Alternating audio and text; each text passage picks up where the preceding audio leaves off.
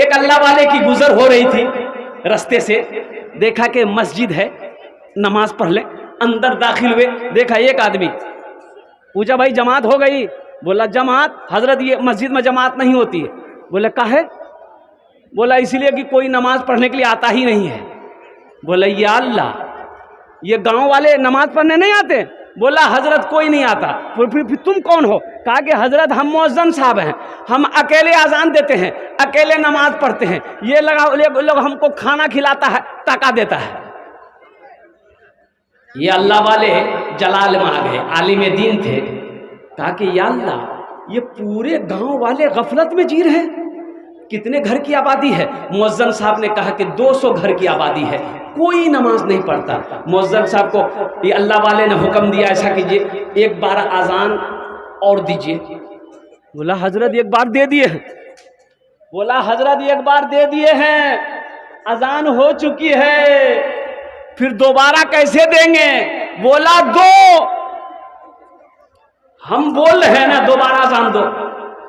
مؤذن صاحب کھڑے ہو گئے، انہوں نے اذان دوبارہ دینا شروع کیا مائک پر، اللہ اکبر اللہ اکبر۔ اذان جیسے ہی ختم ہوئی، 10 آدمی ادھر سے، 10 آدمی ادھر سے، 20 آدمی ادھر سے، کسی کے ہاتھ میں ڈنڈا، کسی کے ہاتھ میں لٹھی، مسجد میں گھس گئے۔ مؤذن صاحب بیچارے کانپنے لگے، کھڑے ہو گئے، بولا تو دماغ خراب ہے گئی کی دی بار اذان ہو جائے؟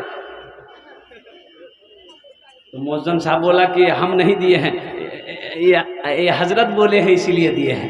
تو حضرت کھڑے ہوئے، تمام لوگوں سے کہا کہ بیٹھے جاؤ، تمہارا بوس بورڈ نہیں میاں، بورڈ نہیں۔ سب بستی والے بیٹھ گئے۔ تو حضرت نے کہا کہ یہ بتاؤ پہلی بار جب اذان ہوئی تھی سنے تھے؟ بولا ہاں سنی آنو نا، تو کوئی آن چھلو؟ بولا گورو چلو۔